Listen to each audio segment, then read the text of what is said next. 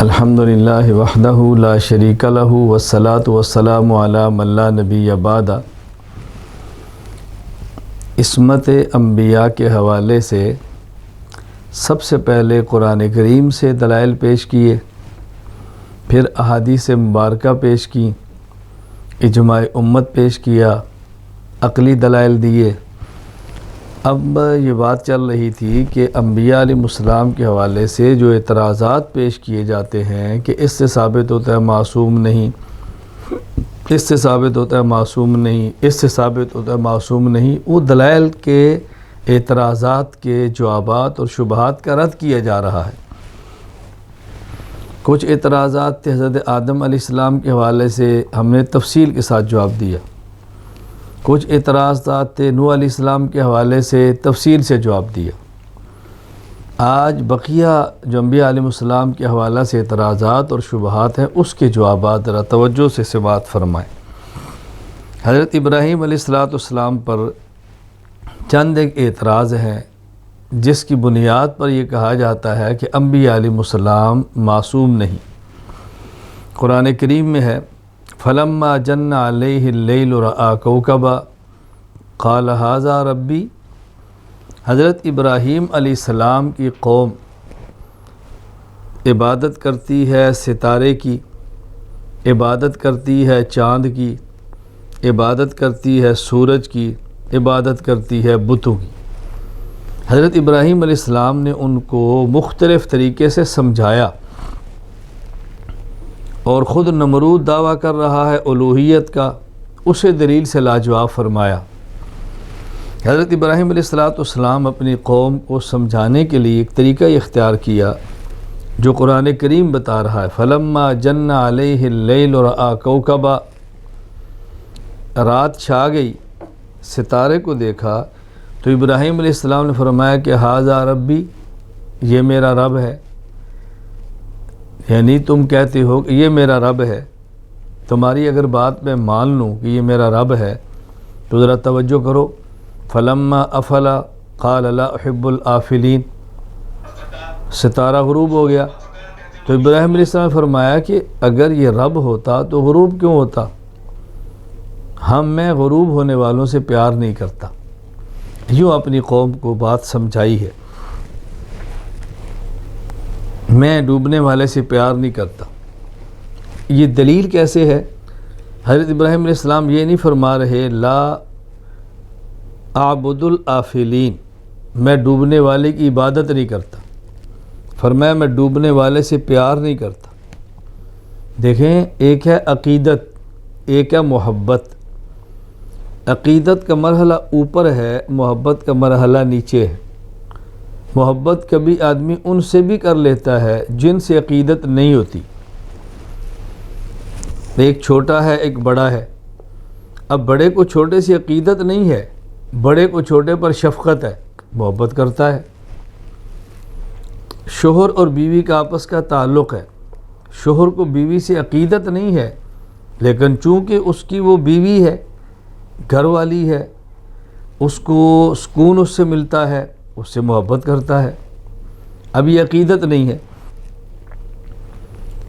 ایک شاگرد ہے استاذ کا، اچھا سبق سناتا ہے، استاذ اس سے محبت کرتا ہے، اس کی صلاحیت کی بنیاد پہ، عقیدت نہیں ہے۔ ایک آدمی کی فیکٹری ہے، اس میں کوئی مزدور ہے یا دکاندار ہے، مالک ہے، اس کا کوئی بندہ اچھا کام کرتا ہے تو دکاندار اس سے محبت کرتا ہے، اس کی جفاکشی، دیانت، امانت، کام کی وجہ سے۔ عقیدت نہیں ہے۔ تو عقیدت بڑے کو چھوٹے سے نہیں، چھوٹے کو بڑے سے ہوتی ہے، اور محبت بڑے کو چھوٹے سے بھی ہو سکتی ہے، برابر سے بھی ہو سکتی ہے، اور چھوٹے کو بڑے سے بھی ہو سکتی ہے۔ محبت عام چیز ہے، عقیدت اور چیز ہے۔ لیکن جس کی عبادت کی جائے اس میں عقیدت تو لازم ہے، اور عقیدت جس سے ہو اس سے محبت لازم ہے۔ یہ تو ہو سکتا ہے آدمی کسی سے محبت کرے اور اس سے عقیدت نہ ہو، یہ نہیں ہو سکتا کہ کسی کی عقیدت ہو اور اس سے محبت نہ ہو۔ حضرت ابراہیم علیہ السلام فرما رہے ہیں لا احب الآفلین، اور بھائی جو ڈوبنے والا ہو اس سے میں پیار نہیں کرتا تو عقیدت کیسی؟ جب عقیدت نہیں تو عبادت کیسی؟ جس کو تم معبود بنا رہے ہو عقیدت کا مستحق، میں تو اس کے ساتھ پیار کرنے کے لیے تیار نہیں ہوں، اپنا محبوب بنانے کے لیے تیار نہیں ہوں، تو معبود کیسے بنا لوں گا؟ یعنی جو شخص کسی کا محبوب ہو وہ اس کا معبود ہو، یہ نہیں ہو سکتا۔ بیوی شوہر کی محبوب ہے، معبود تو نہیں ہے۔ شوہر بیوی کا محبوب ہے، معبود تو نہیں ہے۔ بچہ باپ کا محبوب ہے، معبود تو نہیں ہے۔ باپ بیٹے کا محبوب ہے، معبود تو نہیں ہے۔ لیکن معبود ہو اور محبوب نہ ہو، یہ نہیں ہو سکتا۔ میں بات کہتا ہوں، ساری باتیں چھوڑ دیں، کائنات کے سب سے بڑے شخص، کائنات کی سب سے بڑی ذات حضور اکرم صلی اللہ علیہ وسلم ہمارے محبوب نہیں، محبوب تر نہیں، محبوب ترین ہیں، لیکن معبود نہیں ہے۔ میں نے 3 لفظ بولے، ایک ہوتا ہے محبوب ہونا، ایک ہوتا ہے محبوب تر ہونا، ایک ہوتا ہے محبوب ترین ہونا۔ سب سے زیادہ محبوب ہمیں حضور صلی اللہ علیہ وسلم کی ذات ہے۔ ہم ہر چیز کو چھوڑ سکتے ہیں اللہ کے نبی کی خاطر، ان کو نہیں چھوڑ سکتے کسی کی خاطر، لیکن معبود نہیں ہے، معبود نہیں ہے۔ تو میں بات سمجھا رہا ہوں، لا احب الآفلین فرمایا، لا عابد الآفلین نہیں فرمایا۔ کیا تعبیر ہے اللہ کے نبی حضرت ابراہیم علیہ السلام، میں ان سے پیار کرنا پسند نہیں کرتا، اور تم کہتے ہو میں ان سے عقیدت کا بنا کر عبادت کر لوں، یہ میرے بس میں نہیں۔ تو جو ابراہیم علیہ السلام نے رد فرمایا کہ ڈوبنے والوں سے ہم پیار نہیں کرتے۔ کیا مطلب؟ اس قابل نہیں ہے کہ اس کو محبوب بنایا جائے، اور تم سمجھتے اس کو معبود بنا لیا جائے۔ یہ تو آپ نے ان کو سمجھایا۔ ابراہیم علیہ السلام پر جو اعتراض ہوا وہ یہ کہ کلام ہے، فَلَمَّا جَنَّ عَلَيْهِ اللَّيْلُ رَأَىٰ كَوْكَبًا قَالَ هَٰذَا رَبِّي، جب ستارے کو دیکھا تو فرمایا کہ یہ میرا رب ہے، اور جب ڈوبا تو کہا میں رب نہیں مانتا۔ تو جب رب نہیں تھا تو یہ کیوں فرمایا کہ میرا رب ہے؟ یہ کہنے کی ضرورت کیا تھی؟ پہلے فرما دیتے میرا رب نہیں ہے۔ کیوں نہیں ہے؟ دیکھو ڈوب گیا ہے، میں ڈوبنے والوں کو خدا نہیں مانتا، تو یہ کیوں فرمایا کہ میرا رب ہے؟ پھر ڈوبا تو فرمایا کہ میں رب نہیں مانتا۔ اس تعبیر کی کیا ضرورت تھی؟ جواب اچھی طرح سمجھیں، اللہ تعالیٰ ہمیں بات سمجھنے کی توفیق عطا فرمائے۔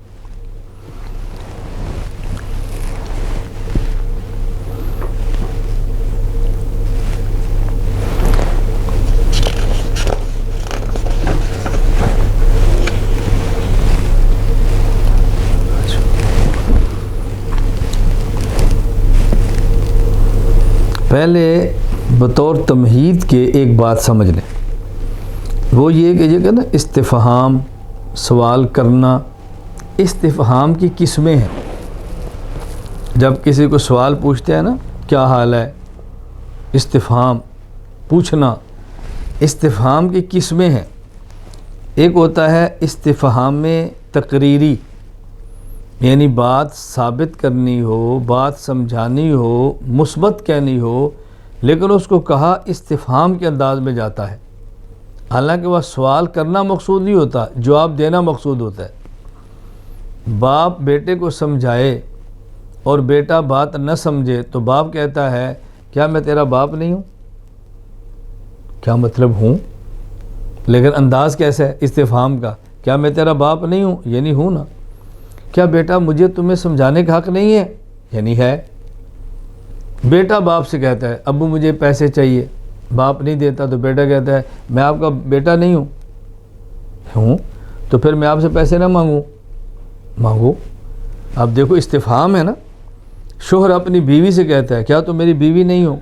جی بیوی ہوں۔ تو مجھے یہ بھی حق نہیں کہ تمہیں فلاں چیز کہہ سکوں، مجھے حق نہیں میں تمہیں فلاں بات سمجھا سکوں۔ بیوی شوہر سے کہتی ہے کیا آپ میرے شوہر نہیں ہیں؟ کیا میں آپ کی بیوی نہیں ہوں؟ کیا مجھے آپ نہیں لائے تھے؟ لایا تھا۔ تو پھر میں آپ سے نہ مانگوں تو کس سے مانگوں؟ آپ سے نہ جھگڑوں تو کس سے جھگڑوں؟ دل کی بات آپ سے نہ کروں تو کس سے کروں؟ میرا کون ہے آپ کے علاوہ؟ یہ بات ہے۔ تو یہ تو کہتے ہیں استفہام تقریری قرآن کریم میں ہے۔ اللہ تعالیٰ نے عالم ارواح میں ارواح انسانیت سے فرمایا الستُ بربکم، کیا میں تمہارا رب نہیں ہوں؟ بلا کیوں نہیں، آپ ہمارے رب ہیں۔ یہ ہے استفہام تقریری۔ اور ایک ہوتا ہے استفہام انکاری، کسی چیز کا انکار کرنا اور طرز اس کا سوالیہ رکھنا، انداز سوالیہ رکھنا۔ آپ کے پاس مہمان آتا ہے، مہمان سے بے تکلفی ہے وہ بڑا، آپ نے کھانا اس کے لیے پکایا جو اس کے معیار کا نہیں تھا، سامنے رکھا، تو مہمان کہتا ہے اچھا اب اس کو میں کھا لوں، یہ میرے لیے پکایا ہے۔ مطلب کیا تھا کہ تم نے میرے لیے نہیں پکایا، یہ گھر پڑا تھا تو میرے لیے اٹھا کے لے آئے ہو۔ یہ استفہام انکاری ہے، انکار کیا جا رہا ہوتا ہے کسی بات کا، لیکن اس کا طرز جو ہوتا ہے وہ سوالیہ ہوتا ہے۔ مریض ہے، کھانے کا پرہیز ہے، ایک بار کھلایا، دو بار کھلایا، وہی بار بار کھلا رہے ہیں، چوتھی بار پھر ہے، کہتے ہیں ابا میں اس کو پھر اسی کو کھا لوں، مطلب یہ کہ میں نہیں کھاتا، تھک گیا ہوں۔ یہ استفہام انکاری ہوتا ہے، یعنی انکار کرنا ہوتا ہے اور طرز استفہام کا ہوتا ہے۔ قرآن کریم میں ہے، اللہ فرماتے ہیں کیف تکفرون باللہ وکنتم امواتا، تم کیسے اللہ کا انکار کرتے ہو حالانکہ اللہ تم مردہ تھے، خدا نے پیدا کیا۔ مطلب کیا، تمہیں انکار نہیں کرنا چاہیے، طرز استفہامیہ ہے۔ تو ایک ہوتا ہے استفہام تقریری، ایک ہوتا ہے استفہام انکاری۔ یہاں جو ابراہیم علیہ السلام نے فرمایا نا ھذا ربی، یہ یوں نہیں تھا ھذا ربی یہ میرا رب ہے، فرمایا ھذا ربی یہ میرا رب ہے، تو یہ استفہام انکاری ہے۔ فلما جن علیہ اللیل رأى کوکبا، جب رات چھا گئی، ستارہ طلوع ہو گیا، جس کو وہ خدا مانتے تھے، ابراہیم نے فرمایا ھذا ربی یہ میرا رب ہے، اس کو رب مانوں، تو یہ استفہام انکاری ہے۔ ابراہیم علیہ السلام انکار کر رہے ہیں، اس کو رب نہیں مانتا۔ تو خلاصہ جواب کا کیا ہے، یہاں ھذا ربی استفہام انکاری ہے۔ ابراہیم علیہ السلام نے سوالیہ انداز میں بات فرمائی ہے، لیکن اس کو چونکہ تلاوت میں استفہامی انداز میں پڑھا نہیں جا رہا ہوتا، اس لیے بندے کو اشکال پیدا ہو جاتا ہے۔ اور یہ ہوتا ہے، ایک ہی لفظ ہوتا ہے، صرف لہجہ بدلنے سے اس لفظ کا پورا مفہوم بدل جاتا ہے۔ سبق ہو رہا ہے، شاگرد بیٹھے ہوئے ہیں، استاد ایک شاگرد سے پوچھتا ہے کیا بات ہے، اب دیکھو اس کا مفہوم کیا ہے۔ سبق ہو رہا ہے، استاد ایک شاگرد سے پوچھتا ہے کیا بات ہے، اب دیکھو مفہوم اور ہے۔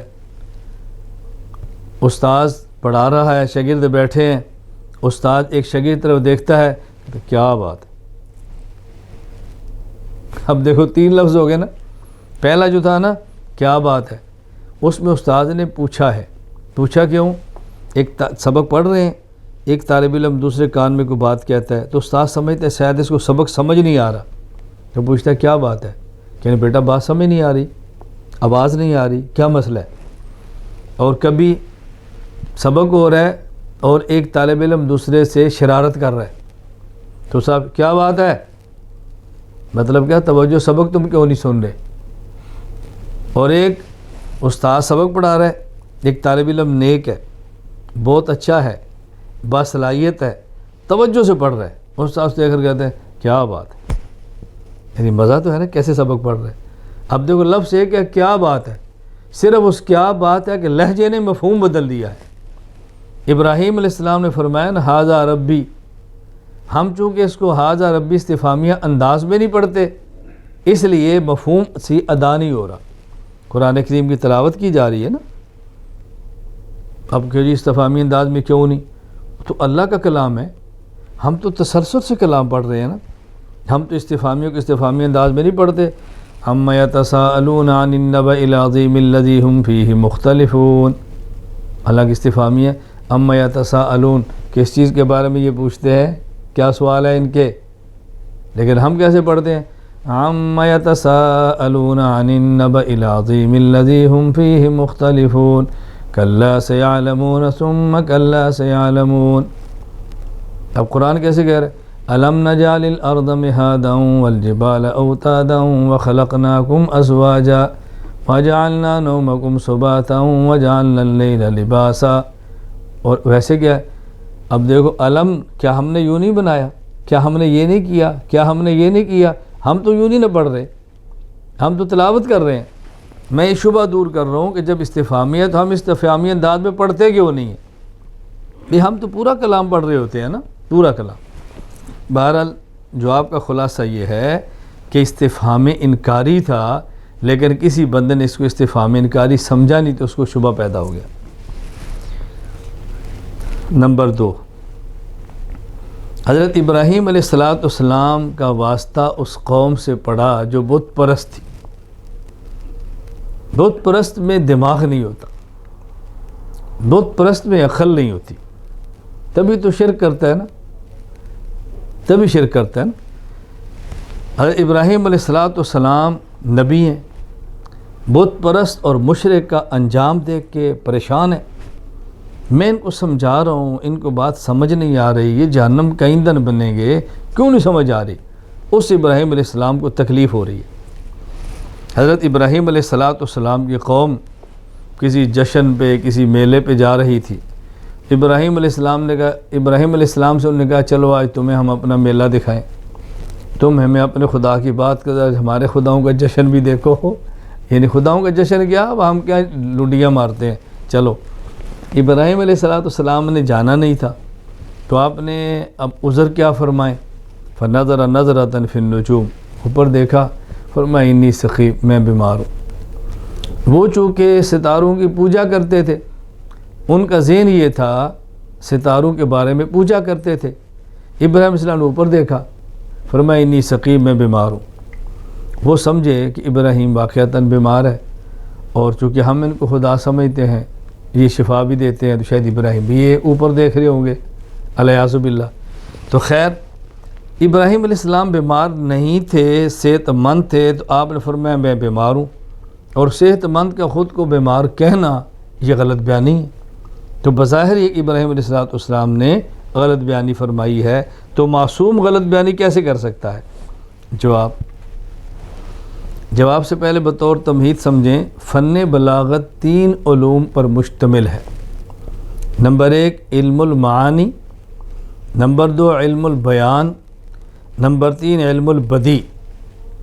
علم البدی میں ایک اصطلاح ہے توریہ.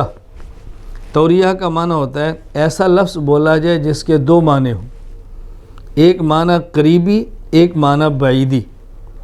جو مخاطب ہے وہ معنی قریبی سمجھے، اور متکلم کی مراد معنی بعیدی ہو، معنی بعیدی ہو. اسے کہتے ہیں توریہ. ایسے ہوتا ہے، ہمارے محاورات میں بھی ہوتا ہے، احادیث کے اندر بھی ہے. حضرت ابو بکر صدیق رضی اللہ تعالیٰ عنہ رسول اکرم صلی اللہ علیہ وسلم کو اٹھا کے، اللہ اکبر، صدیق کے کندھے ہیں، کیسی سواری ہے. رسول اللہ صلی اللہ علیہ وسلم کو ہجرت کی رات لے جا رہے ہیں.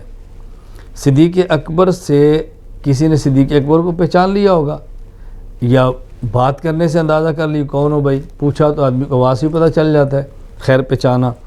تو پوچھا ابو بکر یہ تمہارے ساتھ کون ہے؟ فرمایا ھذا الرجل یہدینی السبیل، یہ وہ شخص ہے جو مجھے راستہ دکھاتا ہے. اب اس کا قریبی معنی کیا تھا کہ رات کی تنہائی میں جہاں سے میں نے گزرنا ہے مجھے راستے کا نہیں پتہ، تو میں نے بندہ رکھا جو راستہ دکھائے. اس دور میں لوگ ہوتے تھے راستہ دکھاتے تھے، پیسے لیتے تھے. اور دور کا معنی کیا ہے صدیق اکبر کے ہاں؟ یہ مجھے وہ راستہ دکھاتا ہے جس نے مجھے جنت میں لے کر جانا ہے. تو ایک معنی قریبی، یہ دنیا والا راستہ، اور ایک معنی بعیدی، جنت والا راستہ. تو وہ شخص سمجھا کہ ابو بکر صدیق کو راستہ معلوم نہیں، تو یہ دنیا کا راستہ معلوم کرنے کے لیے کوئی بندہ رکھا ہوا ہے. اور ابو بکر صدیق رضی اللہ تعالیٰ عنہ کی مراد کیا تھی کہ مجھے جنت کا راستہ دکھا رہے. تو لفظ ایک ہے ھذا رجل یہدینی السبیل، ھذا الرجل یہدینی السبیل. مخاطب نے معنی قریبی سمجھا، اور ابو بکر صدیق رضی اللہ تعالیٰ عنہ نے معنی بعیدی، دور والا معنی لیا. یہ روایت صحیح بخاری کتاب فضائل صحابہ باب ہجرت النبی صلی اللہ علیہ وسلم اصحاب المدینہ کے اندر موجود ہے. دوسری مثال سمجھیں، رسول اکرم صلی اللہ علیہ وسلم کی عادت مبارکہ تھی کہ مزاح بھی فرمایا کرتے تھے۔ یہ بات سمجھنا، ایک ہوتا ہے لفظ مزاح، ایک ہوتا ہے لفظ مذاق، قاف دو نقطے والا، ایک ہوتا ہے استہزاء، تینوں کا معنی الگ ہے۔ استہزاء ایسی دل لگی جس میں دوسرے کی حقارت کی جائے، اور مذاق ایسی دل لگی جس میں دوسرے کی حقارت کی مقصود نہ ہو لیکن طرز حقارت والا ہو، اور تیسری مزاح ایسی دل لگی کہ جس میں نہ حقارت مقصود ہو اور نہ حقارت کا انداز ہو۔ تو رسول اکرم صلی اللہ علیہ وسلم استہزاء مذاق نہیں فرماتے تھے، مزاح فرما لیا کرتے تھے۔ معنی سمجھنا ضروری ہے نا۔ اب کہتے میں نے تو مذاق کیا ہے، اور بھائی مذاق نہ کرو، کہ میں نے مزاح کیا ہے۔ ہاں، اگر مزاح کیا ہے تو پھر مزاح کہو، اور اگر ہے مذاق تو پھر مزاح نہ کہو تو ہے ہی مذاق۔ جو لوگ مجھ سے متعلق ہیں وہ سمجھتے ہیں، میں بس اوقات میسج کرتا ہوں تو مجھے خدشہ ہوتا ہے یار یہ کہ محسوس نہ کر جائے، پوری بات سمجھ نہیں پا رہا، تو میں کہتا ہوں مزاحن یہ لکھ لیتا ہوں مزاحن، تاکہ وہ سمجھ جائے کہ میں نے مزاح کیا ہے۔ اور بعض ایسے جب میں لکھتا ہوں تو ان کو تعجب ہوتا ہے، پھر کہ حضرت آپ مزاح بھی کرتے ہیں؟ میں نے کہا ہماری اوقات کیا ہے؟ رسول اکرم صلی اللہ علیہ وسلم کائنات کے سردار وہ فرماتے ہیں تو ہماری اوقات کیا ہے؟ اپنوں سے مزاح کرنا یہ تو سنت نبی ہے، پیغمبر صلی اللہ علیہ وسلم کی مبارک سنت ہے اپنوں سے مزاح کرنا۔ اور یہ بات سمجھنا، رسول اکرم صلی اللہ علیہ وسلم جس مقام پر فائز تھے، اگر آپ مزاح نہ فرماتے تو آپ کا روب اتنا تھا آپ سے امت استفادہ ہی نہ کر سکتی، تو آپ نے قریب کرنے کے لیے مزاح بھی فرمایا ہے۔ ایک بوڑھی عورت آئی، شاید اس نے دعا کرائی ہوگی جنت کے لیے کہ اللہ مجھے جنت دے، تو رسول اکرم صلی اللہ علیہ وسلم فرمانے لگے اس بوڑھی عورت کو انہو لا تدخل الجنت عجوز، بوڑھی عورت جنت میں نہیں جائے گی۔ دعا کیا کریں، بوڑھی عورت جنت میں نہیں جائے گی۔ وہ بیچاری رو پڑی، کہا وما لہن، یا رسول اللہ یہ بوڑھی ہیں جنت میں کیوں نہیں جائیں گی؟ وکانت تقرأ القرآن، اللہ اکبر، قرآن کریم تو پڑھتی تھی۔ تو اس نے کہا یا رسول اللہ یہ بوڑھی عورتیں جنت میں کیوں نہیں جائیں گی؟ نبی کریم صلی اللہ علیہ وسلم فرمایا اما تقرئین القرآن، تم کہتی ہو کہ بوڑھیاں بھی قرآن پڑھتی ہیں تو جنت میں کیوں نہیں جائیں گی، تو تم بھی قرآن پڑھتی ہے؟ کاش میں بھی پڑھتی ہوں۔ تو آپ نے فرمایا تھا کیا تو نے قرآن کریم میں یہ پڑھا نہیں ہے انا انشأناہن انشاء فجعلناہن ابکارا، بوڑھیوں کو بھی ہم جوان کر دیں گے، جب جنت میں جائیں گی تو بوڑھیاں نہیں ہوگی، یہ ساری جوانی ہوگی۔ مقصد یہ تھا کہ بوڑھی بڑھاپے کی حالت میں جنت میں نہیں جائے گی، بوڑھی جوان ہو کر جنت میں جائے گی۔ جنت تو جوانوں کی جگہ ہے نا۔ اس پر ممکن ہے آپ کے ذہن میں سوال آ جائے کہ رسول اللہ صلی اللہ علیہ وسلم فرمایا ابو بکر کے بارے میں سیدہ شباب حضرت حسن کے بارے میں سیدہ شباب اہل الجنہ، یہ جنتی نوجوانوں کے سردار ہیں، اور صدیق اکبر کے بارے میں کیا ہے کہ یہ بوڑھوں کے سردار ہیں۔ تو جب جنت میں سبھی جوان ہو گئے تو پھر حسن سب کے سردار ہوئے نا، حسین حسن، یہ صرف جوانوں کے کیسے ہوئے؟ اس کا جواب یہ ہے جو لوگ دنیا میں جوان تھے، جوانی کی حالت میں گئے ہیں، ان کے سردار حضرت حسن حسین رضی اللہ عنہما، اور لوگ جوانی گزار کے بوڑھے تھے پھر دنیا سے گئے، سردار صدیق اکبر۔ تو یہ نہیں کہ وہاں بوڑھے بھی ہوں گے جوان بھی ہوں گے، تو سارے جوان ہوں گے، لیکن جانے سے پہلے کوئی بڑھاپے میں یہاں سے گیا اور کوئی جوانی میں گیا، تو جو جوانی میں گیا ظاہر وہ بھی کیا ہے، جو بڑھاپے میں گیا ہے وہ بھی کیا ہے۔ جوانی والا معمول کے مطابق ایسے لگتا ہے جیسے پہلے چلا گیا ہے، حالانکہ پہلے کیا، وہ تو جو اللہ نے مقرر فرمایا اسی پر ہی جانا ہوتا ہے نا۔ لوگوں کا ایک ذہن ہوتا ہے ابھی تو اس نے جینا تھا، تو عمر تھی، تو یہ تھا، تو وہ تھا، تو خوشیاں نہیں دیکھی۔ خیر، تو رسول اللہ صلی اللہ علیہ وسلم نے مزاح فرمایا۔ اب دیکھو وہ عورت صحابیہ اس کا معنی قریبی سمجھی کہ بوڑھی جنت میں نہیں جائے گی، حضور نے اس کا معنی بعیدی مراد لیا، یعنی جو یہاں بوڑھی ہے جب جنت میں جائے گی تو بوڑھی نہیں ہوگی، جوان ہوگی۔ اب آپ نے مراد اور لیا نا، تو اس نے معنی قریبی لے لیا، آپ نے معنی دور والا لیا۔ اسے کہتے ہیں توریہ، یہاں دیکھو جو میں پہلے کہا استفہام کی دو قسمیں، انکاری اور تقریری۔ یا اللہ کے نبی نے بطور استفہام فرمایا اما تقرئین القرآن، کیا تو قرآن نہیں پڑھتی، کیا تو نے قرآن میں نہیں پڑھا، انا انشأناہن انشاء، کیا مطلب کہ تو نے پڑھا ہے؟ یہ استفہام تقریری ہے کہ تو نے پڑھا ہے۔ خیر خلاصہ کیا ہوا، ابراہیم علیہ السلام پر سوال یہ تھا کہ آپ صحت مند ہیں تو کیوں کہتے ہیں میں مریض ہوں؟ اس کا جواب سقیم، مریض ہوں، اس کے دو معنی ہیں۔ ایک معنی قریبی کہ ظاہری بیماری ہے، بخار ہے، پیٹ میں درد ہے، سر میں درد ہے، گردے میں درد ہے، ایک یہ ہے۔ اور ایک معنی بعید جو ان کے ذہن میں بھی نہیں تھا، وہ کیا کہ تم شرک تم کرتے ہو، تکلیف مجھے ہوتی ہے، یہ جہنمی کام تم کرتے ہو، دل میرا کڑتا ہے، مجھے اس سے تکلیف ہوتی ہے۔ تو وہ سقیم کا معنی قریبی سمجھے، اد ابراہیم کی مراد بعیدی اور دور والا معنی تھا، لہذا کوئی کذب بیانی نہیں ہے، کوئی کذب بیانی نہیں ہے۔ قرآن کریم میں اللہ اپنے پیغمبر محبوب کر فرماتے ہیں نا لقد جاءکم رسول من انفسکم عزیز علیہ ما عنتم حریص علیکم بالمؤمنین رؤوف الرحیم، عزیز علیہ ما عنتم، تمہیں مشقت ہوتی ہے نا تو تکلیف ہمارے محبوب کو ہوتی ہے، وہ تمہاری تکلیف پر بھی کڑتے۔ اعتراض نمبر 3، حضرت ابراہیم علیہ السلام کی قوم گئی میلے پہ، ابراہیم علیہ السلام کو موقع ملا، ان کا جو بت خانہ تھا خدائی منڈی جہاں ڈھیر ہے خداؤں کا، تو تھوک اور پرچون کے اعتبار سے بکتے ہیں خدا۔ اب ابراہیم علیہ السلام نے دیکھا جو خدائی خدا ان کے پڑے تھے بت، کھلہاڑا لیا تو چھوٹو چھوٹو کو آپ نے مارا، کسی کا سر پھوڑو، کسی کا بازو کاٹو، کسی کی ٹانگ کاٹو، لنگڑے لولے خدا بنا دیے۔ ان میں جو بڑا تھا اس کو کچھ نہیں کہا اور اس کے کندھے پہ کلہاڑا رکھ دیا۔ اب وہ قوم واپس آئی، کہا یہ کس نے کیا، یہ کون کر سکتا ہے؟ کہا سمعنا فتى یذکرہم یقال لہ ابراہیم، ایک نوجوان ہے ابراہیم، وہ ان کے بارے میں کچھ باتیں کرتا ہے، تو ذرا اس کو لاؤ کہ اس نے نہ کیا ہو۔ ابراہیم علیہ السلام پوچھا کہ آپ نے کیا ہے؟ آپ نے فرمایا بل فعلہ کبیرہم ھذا، میں نے کیا کرنا تھا بلکہ ان میں سے جو بڑا ہے نا یہ اس نے کیا ہے۔ اب اعتراض کیا ہے؟ ابراہیم علیہ السلام فرمایا کہ بل فعلہ کبیرہم ھذا، یہ جو بڑا ہے نا اس نے کیا ہے۔ تو سوال یہ جب کیا ابراہیم علیہ السلام نے تھا تو آپ نے غلط بانی سے کام کیوں لیا کہ اس کو اس بڑے نے کیا ہے؟ کیا تو خود تھا، اس کے کھاتے میں کیوں ڈال دیا؟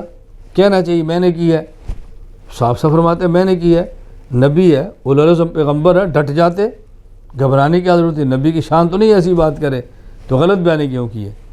جواب اچھی طرح سمجھیں۔ پہلے یہ سمجھیں کہ فن بلاغت 3 علوم پر مشتمل ہے، علم المعانی، علم البیان، علم البدیع۔ علم المعانی کی ایک اصطلاح ہے تعریض۔ تعریض کا معنی ہوتا ہے کلام کو ایسی جانب پھیر دینا کہ جس سے مقصود حاصل ہو جائے۔ کلام میں فعل کی نسبت ایک بندے کی طرف ہو اور مراد وہ نہ ہو کوئی اور بندہ ہو، اور مقصود اس سے حاصل ہو جائے۔ پہلے اس کی مثال سمجھیں۔ استاذ کا ایک شاگرد ہے، بڑی اچھی اس کی مٹھائی کی دکان ہے، استاد اسے کہتا ہے بھائی تمہارے والد صاحب کیا کرتے ہیں؟ استاد جی مٹھائی کی دکان ہے، تو کبھی لاؤ نا یار مٹھائی کھلاؤ۔ جی میں استاد جی اس دفعہ لے کر آؤں گا۔ آیا تو مٹھائی نہیں لایا، اگلی دفعہ پھر گیا تو استاد جی فرمایا مٹھائی، استاد جی بس اگلی دفعہ لاؤں گا۔ آئندہ دفعہ تو پھر نہیں لایا، مٹھائی لائے ہو؟ نہیں جی۔ اب کوئی اور طالب علم تھا وہ لے آیا مٹھائی، استاد نے کہا اس طالب علم کو بلاؤ، وہ آیا، وہ آتی آ کر پوچھتا ہے استاد جی یہ مٹھائی کون لایا ہے؟ استاد جی فرماتا ہے تیرے ابے نے بھیجی ہے۔ وہ طالب علم سمجھتا ہے کہ میرے ابے نے نہیں بھیجی، یہ مجھے استاد جی نے سنایا ہے۔ سمجھ آ گئی نا بات؟ وہ طالب علم بھی سمجھ رہا ہے کہ میرے ابے نے نہیں بھیجی، یہ جو استاد فرما رہا ہے تیرے ابے نے بھیجی ہے، وہی ہے پتر، تیرے ابے نے بھیجی ہے، کھا۔ وہ سمجھتا ہے کہ میرے ابے نے نہیں بھیجی، لایا کوئی اور ہے، اور نسبت میرے ابے کی طرف کی ہے مجھے بات سمجھانے کے لیے۔ پھر کہتے ہیں استاد شرمندہ تو نہ کرے نا، تو ساتھ کہتے ہیں اللہ کرے تو شرمندہ ہو شرمندہ میں تو کہتا ہوں شرمندہ ہو شکر ہے تجھے بھی شرم آئی ہے. یہ مزاح کی بات ہے نا. میں صرف یہ بات کہہ رہا ہوں کہ آپ دیکھو سمجھو ہمارے عرف میں بات چلتی ہے نا. اسی طرح آپ ابراہیم علیہ السلام کی بات سمجھو. انہوں نے کہا کہ یہ کس نے مارا ہے؟ ابراہیم علیہ السلام نے فرمایا کس نے مارا ہے؟ اس بڑے نے مارا ہے. فصل پوچھو نا اس سے. ابراہیم کیسی باتیں کرتے ہو؟ کہ کیسی بات کرتا ہوں، یہی مارتے ہیں یہی زندہ کرتے ہیں، تو اس نے مارا ہے نا، پوچھو نا ایسے. اب بات سمجھ گئے کہ ابراہیم السلام کیا کہنا چاہتے ہیں. فاسألوہم ان کانوا ینطقون، پوچھو. وہ شرمندہ ہو گئے، لاجواب ہو. اب دیکھا ابراہیم علیہ السلام نے تاریخ سے کام لیا، ایسا لاجواب کیا کہ ان کا ہوش ٹھکانے آ گیا. یہ بات اچھی طرح سمجھ لو، بات کہنے کا لہجہ اور طرز سیکھو. ہم عام طور پر کیا کہہ دیتے ہیں؟ ابراہیم علیہ السلام نے فرمایا، بلکہ کیا ہے اس نے، اور بڑا یہ ہے. یار یہ سوال تمہیں جواب سمجھ آ رہا ہے؟ تم اس جواب پر مطمئن ہو؟ جس جواب پر آپ ہی مطمئن نہیں ہیں، قوم مطمئن کیسی ہوگی؟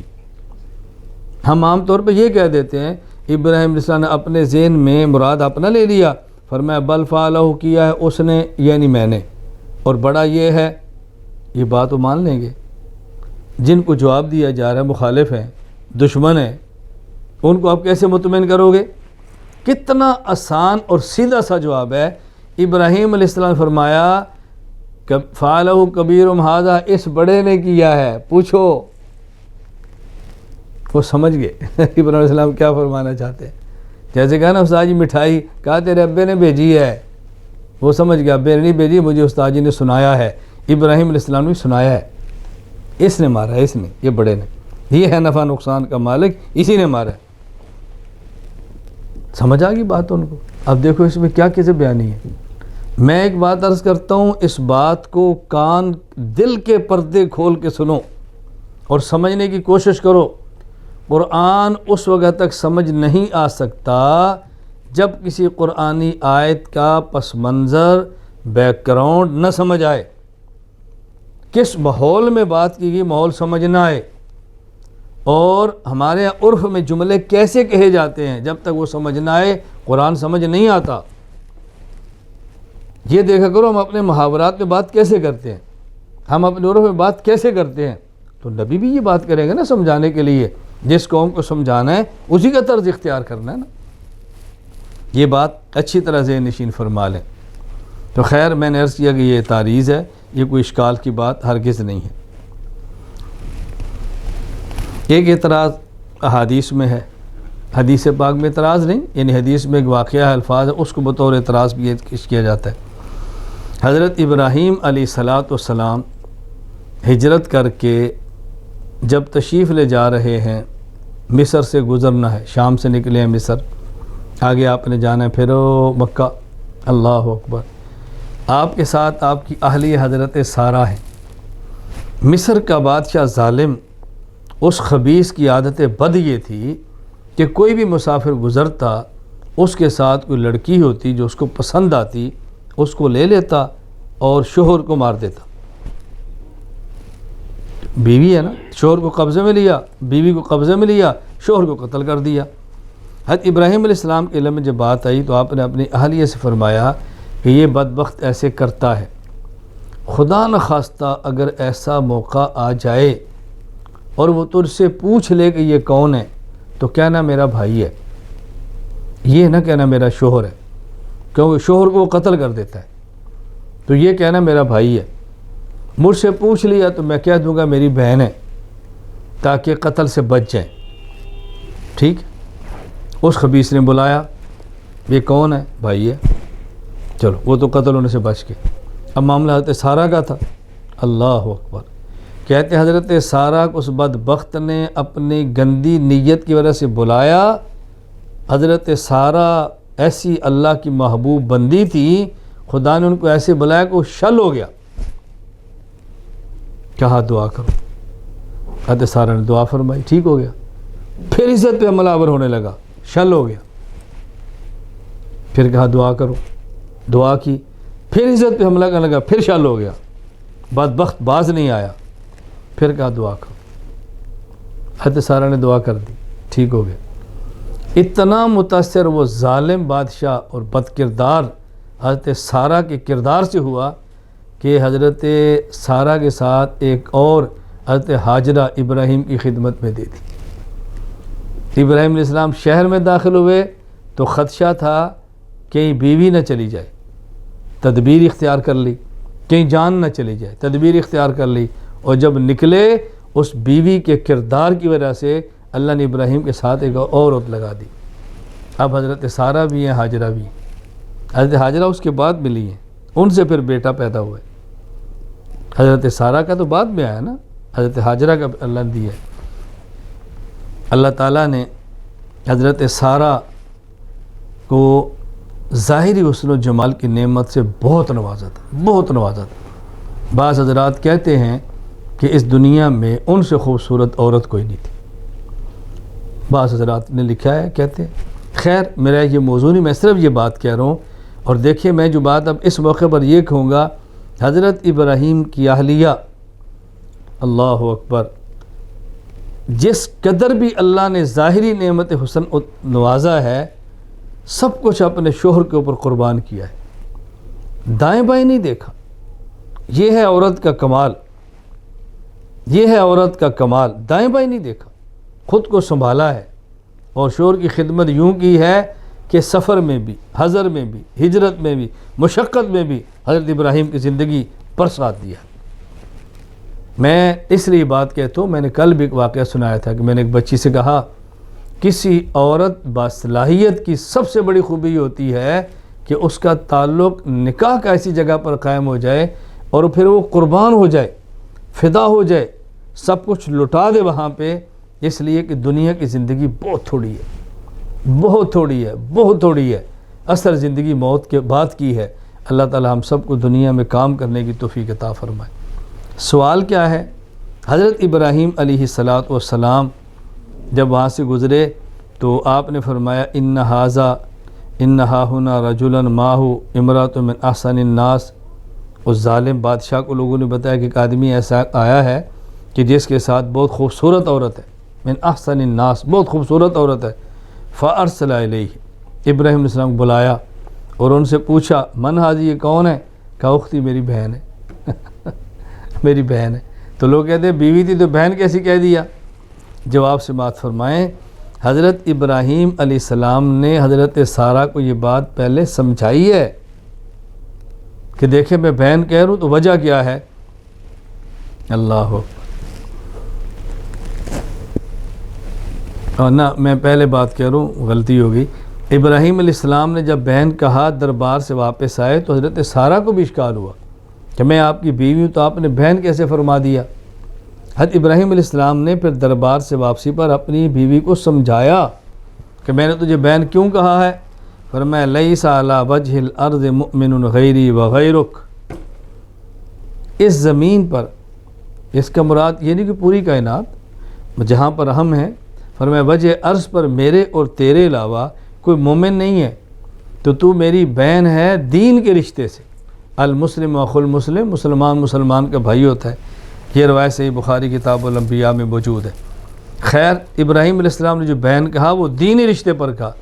یہ بالکل ایسے ہے جیسے رسول اکرم صلی اللہ علیہ وسلم نے صحیح بخاری کتاب النکاح باب تزویج الصغار من الکبار میں حضرت عائشہ رضی اللہ تعالیٰ کا واقعہ نقل کیا۔ امام بخاری نے ایک باب قائم کی کتاب النکاح میں کہ چھوٹی عمر کی لڑکی ہو، بڑی عمر کا مرد ہو، ان کا نکاح جائز ہے، اور واقعہ پیش کیا حضرت رسول اکرم صلی اللہ علیہ وسلم نے خطب عائشہ علی ابی بکر، ابو بکر سے کہا مجھے عائشہ دے دو۔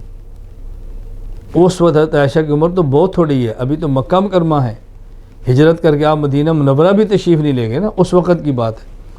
تو حضرت ابو بکر صدیق نے کہا انما انا اخوک، حضور مجھے تو خوشی ہے میری بیٹی آپ کے نکاح میں جائے، بس میرا صرف ایک اشکال ہے۔ یہ نہیں فرمایا کہ میرا اشکال ہے کہ عائشہ کی عمر تھوڑی ہے، یہ نہیں فرمایا، فرمایا مجھے اشکال یہ ہے کہ میں آپ کا بھائی ہوں اور وہ آپ کی بھتیجی ہے، تو بھتیجی سے نکاح کیسے ہوگا؟ رسول اکرم صلی اللہ علیہ وسلم فرمانے لگے انت اخی فی دین اللہ و کتابی وہی علی حلال، ابو بکر تم اللہ کے دین کے اعتبار سے میرے بھائی ہو، رشتہ خونی نہیں ہے ہمارا کہ ہم دونوں کا باپ ایک ہو، تو میری بھتیجی نسبی نہیں ہے، میری بھتیجی اسلامی ہے۔ صدیق اکبر نے حضور بات سمجھ آ گئی، بسم اللہ پڑھے۔ تو رسول اکرم صلی اللہ علیہ وسلم سے امی عائشہ کا نکاح ہوا، عمر 6 سال، رخصتی ہوئی تو عمر 9 سال، اللہ کے نبی دنیا سے گئے تو امی عائشہ کی عمر 18 سال۔ تو صدیق اکبر نے یہ اعتراض نہیں کیا کہ جی عمر تھوڑی ہے، یہ کہا جی مجھے یہ اشکال ہے کہ آپ کی بھتیجی ہے۔ تو جس طرح ابراہیم علیہ السلام نے اپنی بیوی سارہ سے فرمایا کہ تو میری اسلامی بہن ہے، اسی طرح صدیق اکبر کو حضور نے سمجھایا کہ تو میرا اسلامی بھائی ہے، تیری بیٹی عائشہ میری نسبی بھتیجی نہیں، خون کا رشتہ کے نکاح حرام ہو جائے، بلکہ یہ دینی رشتہ ہے ہمارا، اور دینی رشتے میں تو دنیا میں ہر مسلمان کا بھائی ہوتا ہے، المسلم اخو المسلم، اس میں اشکال کی بات کیا ہے؟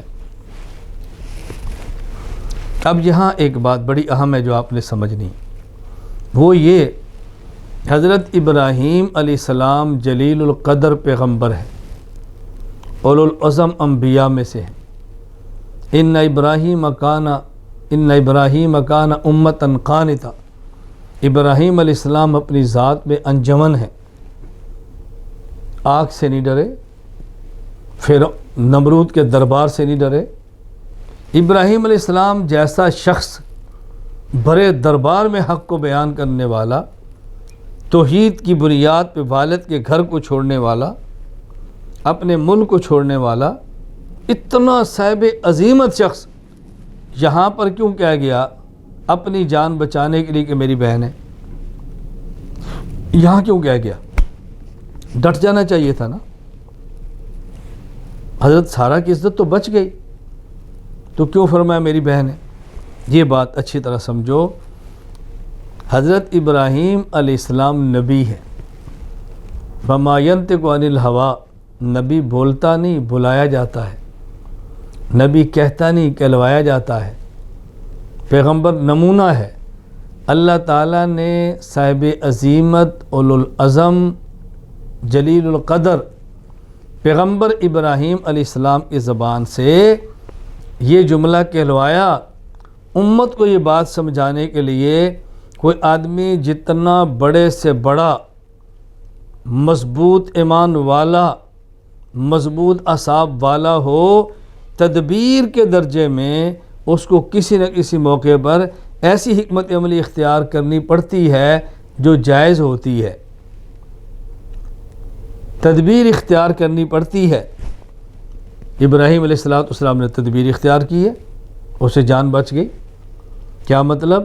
کہ جب جائز تدبیر، جائز حکمت عملی اختیار کر کے جان بچتی ہو تو پھر حکمت عملی اختیار نہ کرنا اور خود کو کٹوا دینا یہ کوئی دانش مندی نہیں ہے۔ جہاں کٹے بغیر چارہ نہ ہو کٹ جاؤ، جہاں شہادت بغیر گزارا نہ ہو شہید ہو جاؤ، جہاں ڈٹے بغیر گزارا نہ ہو ڈٹ جاؤ، اور جہاں گنجائش ہو اس گنجائش کو اختیار کرو۔ حضرت ابراہیم نے اختیار کیا ہے، یہ بات سمجھائی گئی ہے۔ حضرت یوسف علیہ السلام ایک عرصہ جیل میں رہے، کئی سال تک، 7 سال 8 سال 9 سال، ایک عرصہ جیل میں رہے۔ قرآن کریم نے کہا بیضا سنین، بیضا کا اطلاق چونکہ 7 سے اوپر اور 10 سے پہلے پر ہوتا ہے، بیضا سنین، تو چند سال جیل میں رہے یوسف علیہ السلام۔ جب بادشاہ نے خواب دیکھی، میں پورا واقعہ پیش نہیں کر رہا، ایک بات سمجھانی ہے۔ خواب دیکھی، بندہ بھیجا، یوسف علیہ السلام نے تعبیر دی، واپس آئے، بادشاہ کو پسند آیا، فرمایا ان کو لاؤ۔ جب یوسف علیہ السلام کو بلایا گیا فرمایا میں باہر نہیں جاتا، پہلے ان عورتوں کے واقعے کی تصدیق کرو، مجھے جو جیل میں ڈالا تو سچا کون ہے جھوٹا کون ہے تحقیق کرو۔ آپ باہر نہیں آئے، ڈٹ کے۔ رسول اکرم صلی اللہ علیہ وسلم فرماتے ہیں اگر یوسف کی جگہ پر میں ہوتا لعجب تو داعیہ، تو میں فوراً آ جاتا، تحقیق بعد میں کرتے میں آ جاتا۔ اب اس کا معنی یہ نہیں ہے کہ رسول اکرم صلی اللہ علیہ وسلم سے حضرت یوسف کا مقام زیادہ ہے۔ اللہ کے نبی نے یہ بات اپنی امت کو سمجھائی ہے کہ جب اللہ تعالیٰ کوئی راحت کا موقع دے دے نا، اس موقع کو جانے نہ دو۔ حضرت یوسف کا جو موقع تھا، اس موقع کا تقاضا یہ تھا وہ ڈٹ جاتے اور کھڑے ہوئے، پوری کیفیت اور پاسا پلٹ گیا ہے۔ یہ بات آپ نے اپنے طور پہ سمجھائی ہے، یہ آپ کی تواضع ہے، یہ آپ کی عاجزی ہے، یہ امت کو بات سمجھانی ہے۔ سمجھانی کیا ہے کہ تم میں سے ہر بندہ یوسف بننے کی کوشش نہ کرنا، وہ نبی ہے، کوئی ایسا موقع آئے تو تم غنیمت جاننا، یہ بات سمجھائی۔ یہ مطلب نہیں ہے کہ یوسف علیہ السلام مجھ سے مضبوط ہے یا مقام اوپر ہے، سمجھانے کے لیے بات فرمائی ہے، بس یہ بات سمجھ لیں اچھی طرح۔ حضرت موسیٰ علیہ السلام کے بارے میں اب ذرا بات کرتے ہیں۔ حضرت موسیٰ علیہ السلام شہر میں نکلے، چونکہ فرعون کے گھر جوان ہوئے تھے تو شاہی اعزاز کے ساتھ رہتے تھے، ان کا ایک مقام اور مرتبہ تھا۔ فرعون کے بیٹے نہیں تھے، لیکن فرعون کی بیوی نے بیٹوں کی طرح رکھا ہوا تھا، تو ظاہر شاہی خاندان کی طرح چلتے پھرتے تھے۔ حضرت موسیٰ علیہ السلام شہر میں گئے، وہاں دیکھا تو دو بندے لڑ رہے ہیں، ایک اسرائیلی حضرت موسیٰ علیہ السلام کی قوم کا بندہ، ایک قبطی فرعون کی قوم کا بندہ، دشمن ہے۔ یہ جو آپ کا اپنا بندہ تو اس نے مدد مانگی کہ حضرت میری مدد فرمائیں، میرے ساتھ تعاون کریں، مجھے بلا وجہ مار رہا ہے۔ حضرت موسیٰ علیہ السلام نے سمجھایا، وہ نہیں سمجھا، فوقذہ موسیٰ، آپ نے اس کو مکہ مارا اسرائیلی کو چھڑانے کے لیے۔ وہ مکہ موسیٰ علیہ السلام کا تھا، لگا اور وہ مر گیا۔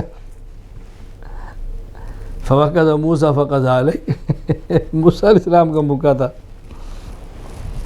حضرت موسیٰ علیہ السلام فوراً فرمانے لگے ھذا من عمل الشیطان، یہ شیطانی عمل ہے جو سرزد ہوا ہے، اور شیطان تو دشمن ہے، اس کا تو کام یہ ہے۔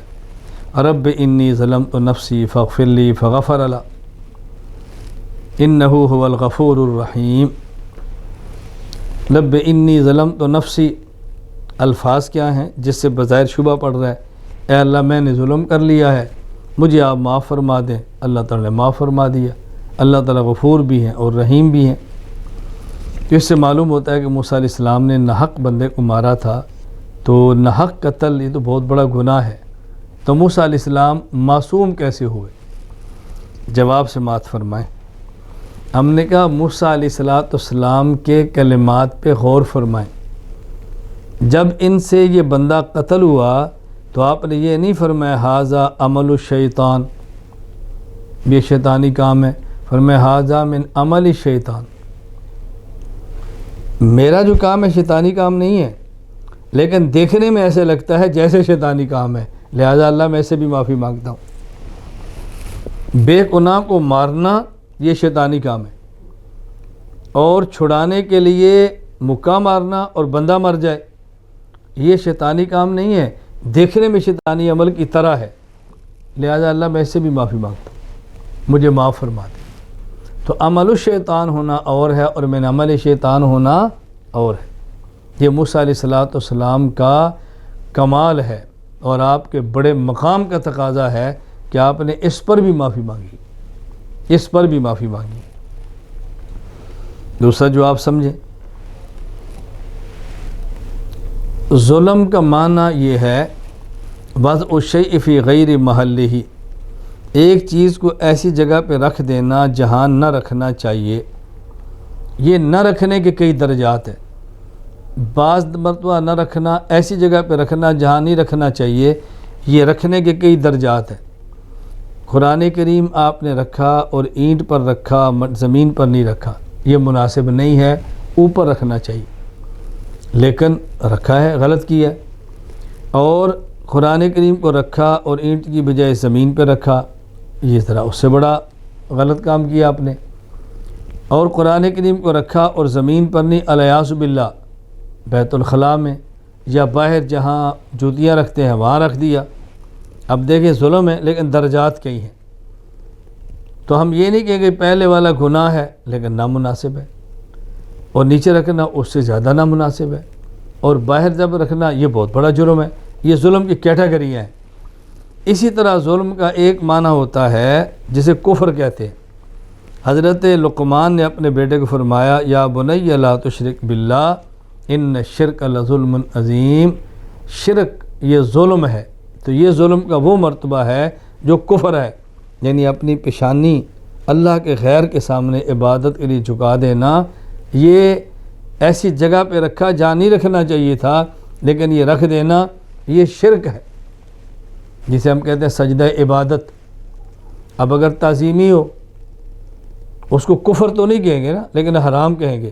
رکھی تو پیشانی ہے، تو پیشانی ٹکا دیں عبادت کے لیے تو کفر ہو گیا، یہ ٹکا دیں تعظیم کے لیے تو گناہ کبیرہ ہو گیا.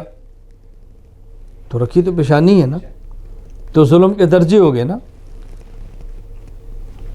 اور ظلم کا تیسرا درجہ، جس طرح ایک عربی میں کہاوت ہے من استرعى الذئب فقد ظلم، کسی شخص نے بھیڑیے کو رکھوالی کے لیے رکھ لیا تو اس نے ظلم کیا، یعنی اپنا نقصان کیا.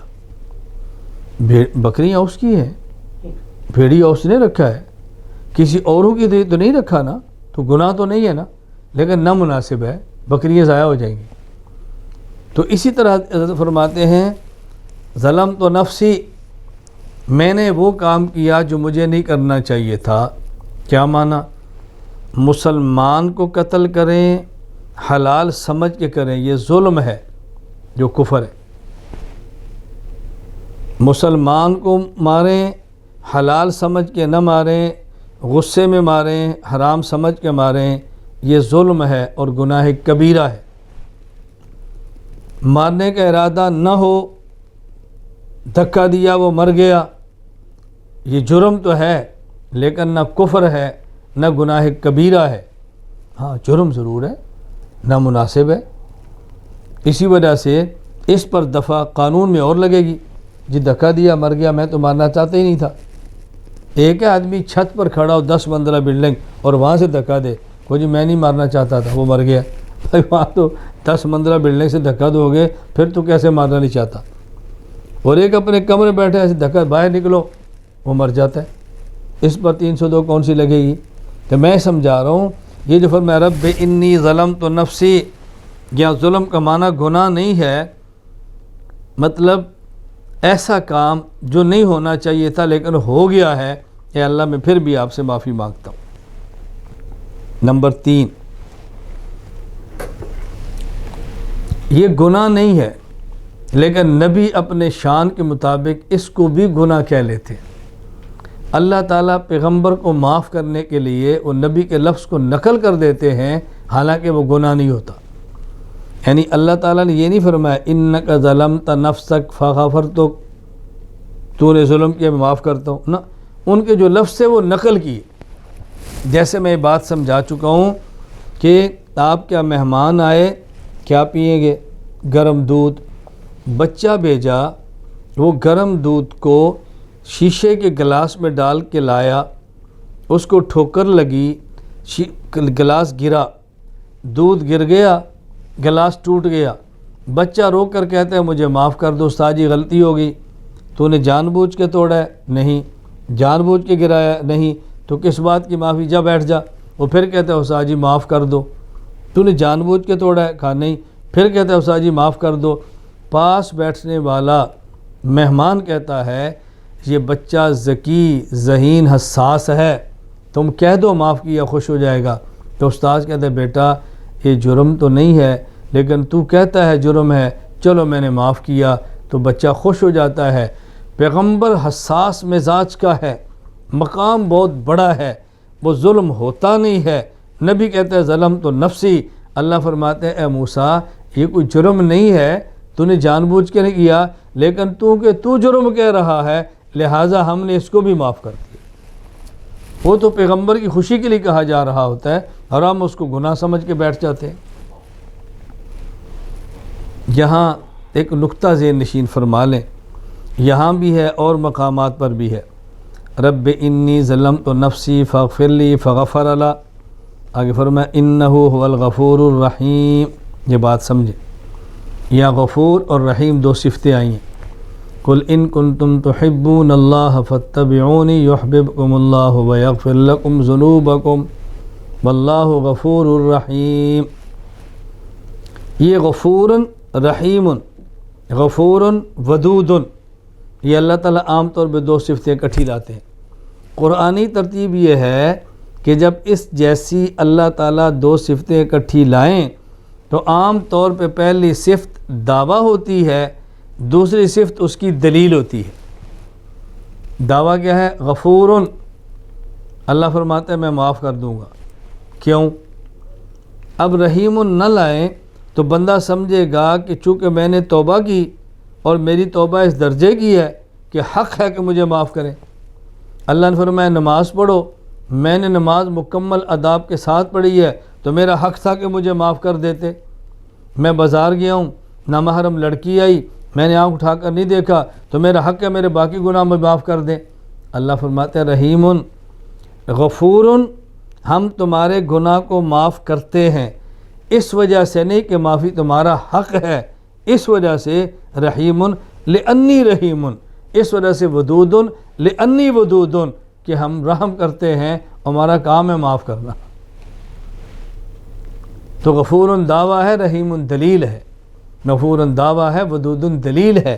یہ ہمیں سمجھانے کے لیے فرمایا جا رہا ہے کہ ہم جو معاف کر دیں نا، چوڑے نہ ہونا تمہارا حق ہے، اس لیے معاف کیا ہے کہ ہم جو رحیم ہیں، اس لیے معاف کیا کہ ہم جو ودود ہیں، اس لیے معاف کر دیا ہے۔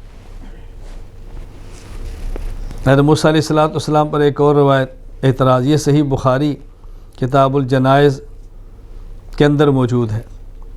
حضرت ابو ہریرہ رضی اللہ تعالیٰ عنہ فرماتے ہیں اللہ تعالیٰ نے ملک الموت کو بھیجا موسیٰ علیہ السلام کے پاس۔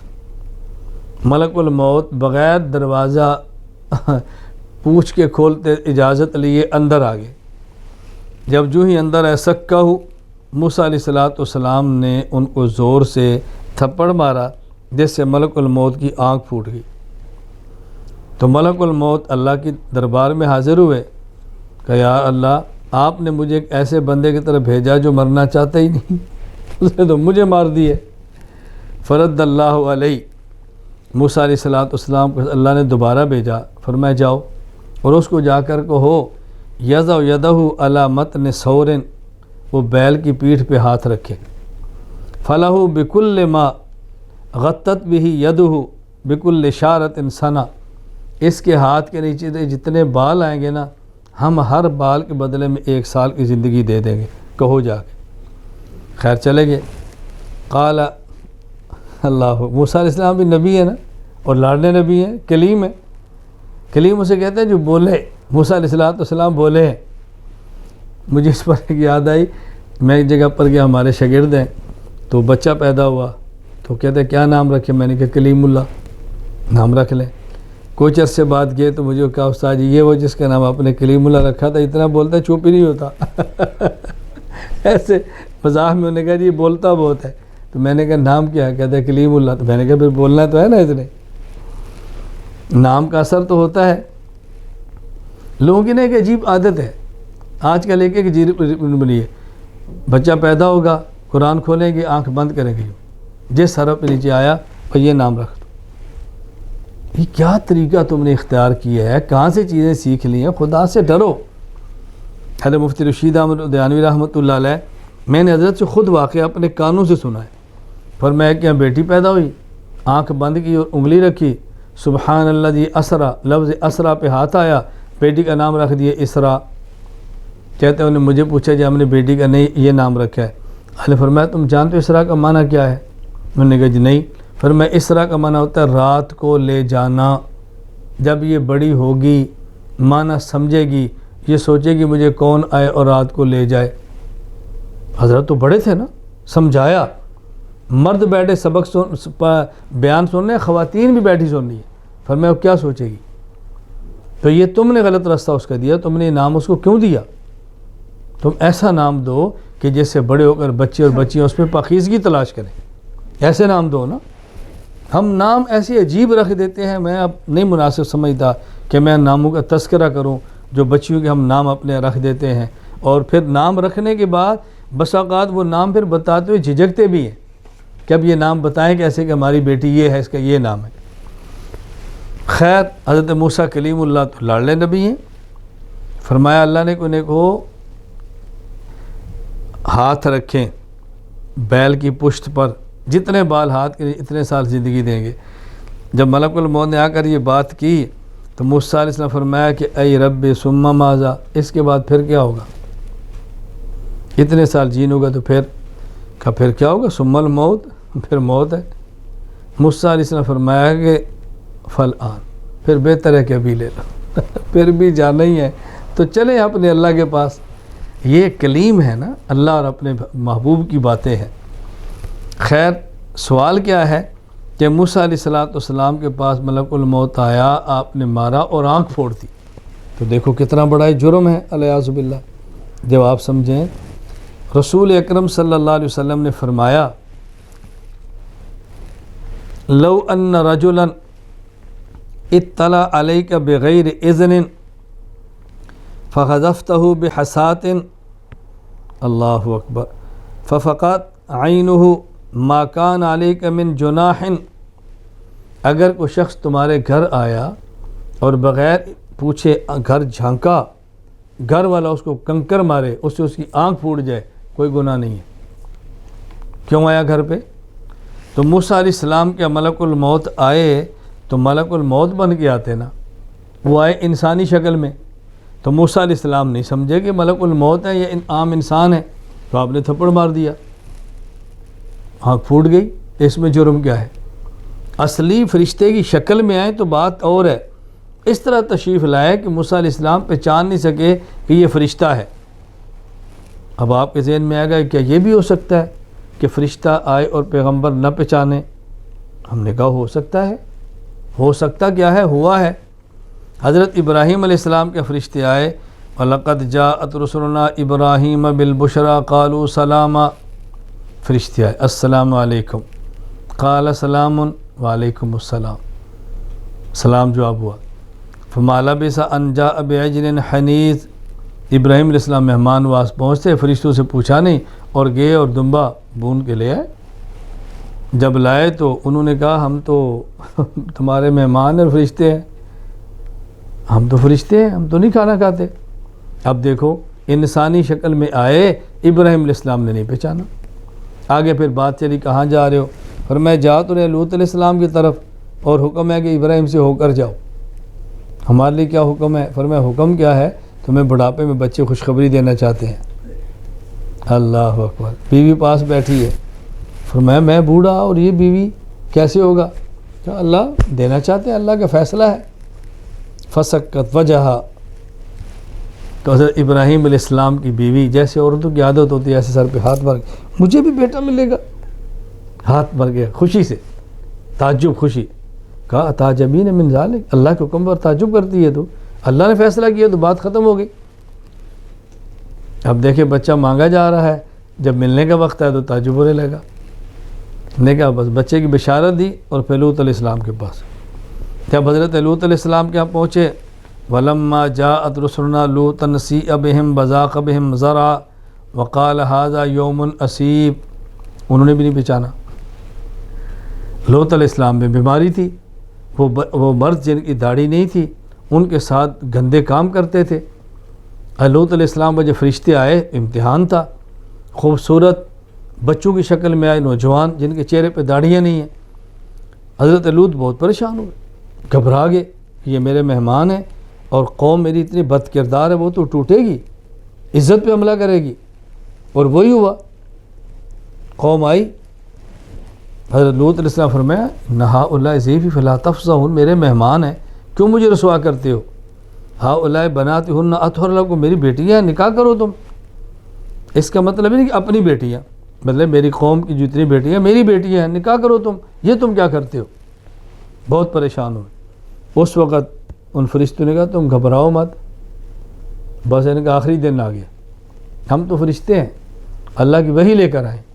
اب دیکھو حضرت ابراہیم علیہ السلام کے پاس آئے تو انہوں نے بھی نہیں پہچانا، حضرت لوط علیہ السلام کے پاس گئے تو انہوں نے بھی نہیں پہچانا، جب بتایا تو پھر پہچان گئے۔ اس لیے یہ اشکال اگر موسیٰ علیہ السلام پر ہے کیوں نہیں پہچانا، تو حضرت ابراہیم لوط علیہ السلام پر بھی ہو سکتا ہے لیکن ہم کہتے ہیں تینوں پر کوئی اعتراض نہیں۔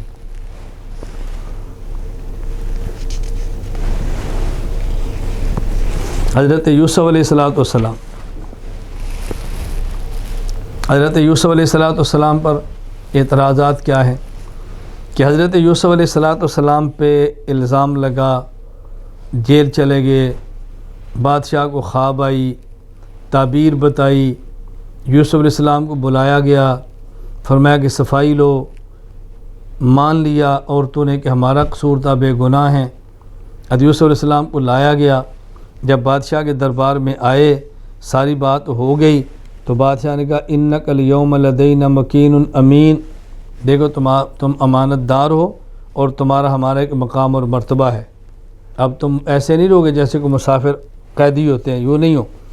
تو یوسف علیہ السلام نے فرمایا اجعلنی علی خزائن الارض، وزیر خزانہ مجھے بنا دو، انی حفیظ علیم، دیکھو ایک تو میں نگران اچھا ہوں، دوسرا میرے پاس علم بھی ہے، ایک تو سلیقہ ہے، میں حفاظت بھی کروں گا، بددیانتی نہیں کروں گا، حفاظت کروں گا، اور علیم پھر مجھے طریقہ بھی آتا ہے میں نے کیسے حفاظت کرنی۔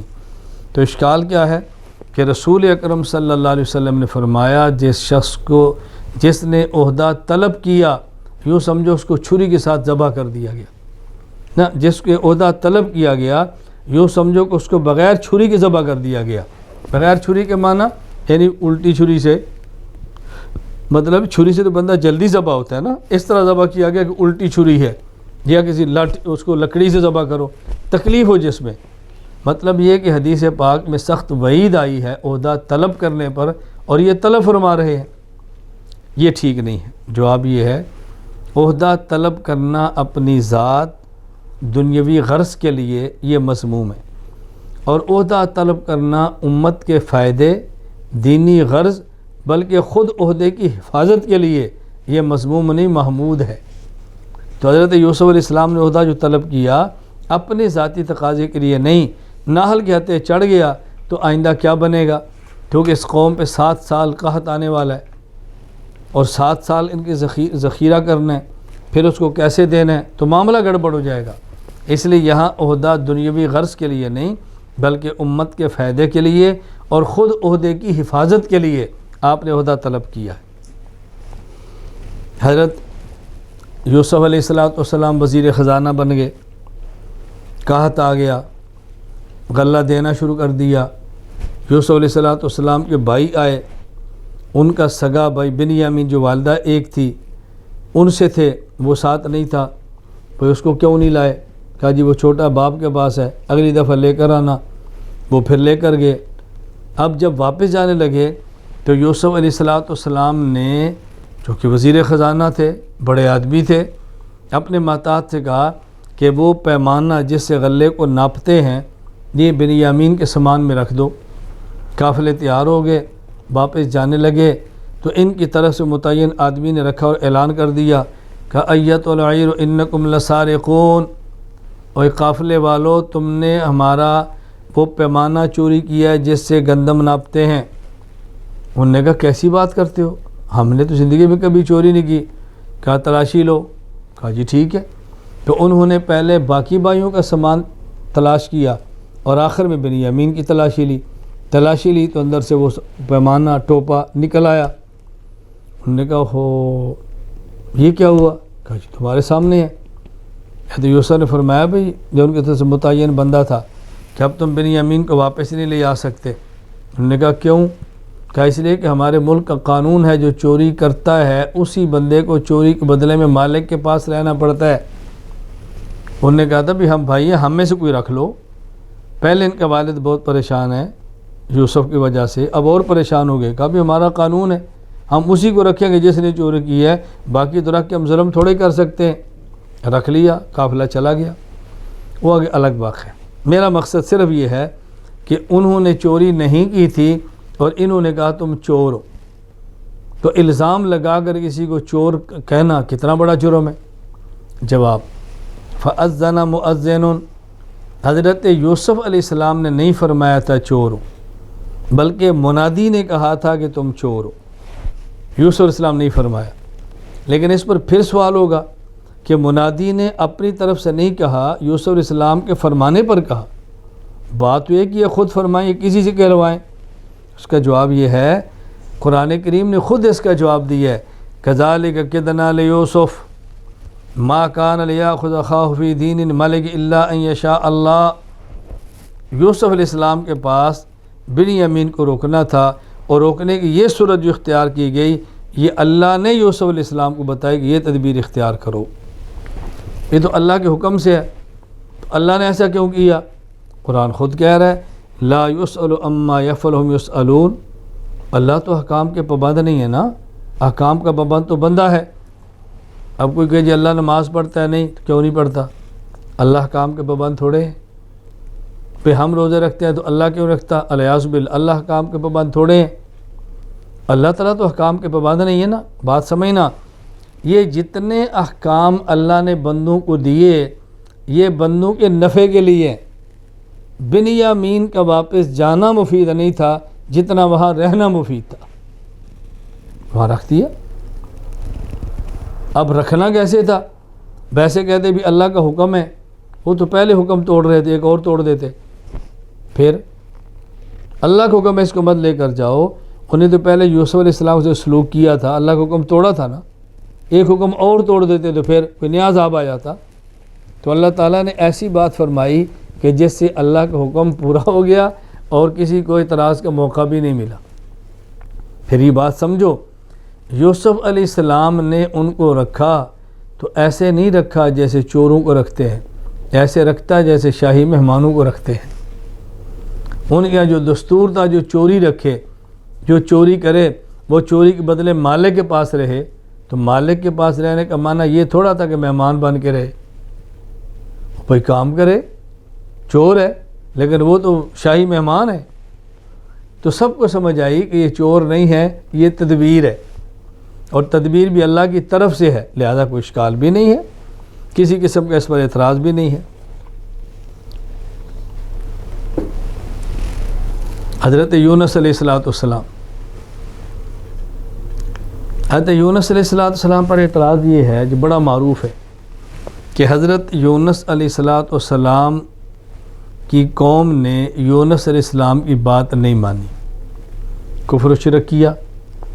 آپ نے فرمایا 3 دن کے بعد تم پر عذاب آئے گا، یہ بتایا، وعید سنائی، تشریف لے گئے۔ قوم نے توبہ کی، عذاب ٹل گیا۔ حضرت یونس پھر واپس نہیں آئے، دریا سے کشتی میں بیٹھے اور چلے گئے۔ پھر وہ کشتی سے جو آگے واقعہ آئے گا، کشتی ہے بھنور میں پھنس گئی، کہا جی اب یہ بھنور سے تب نکلے گی ایک بندے کو پھینکنا پڑے گا، اور پھینکیں گے اس کو جو بھاگا ہوا غلام ہے، فرمایا میں ہوں مجھے پھینکو۔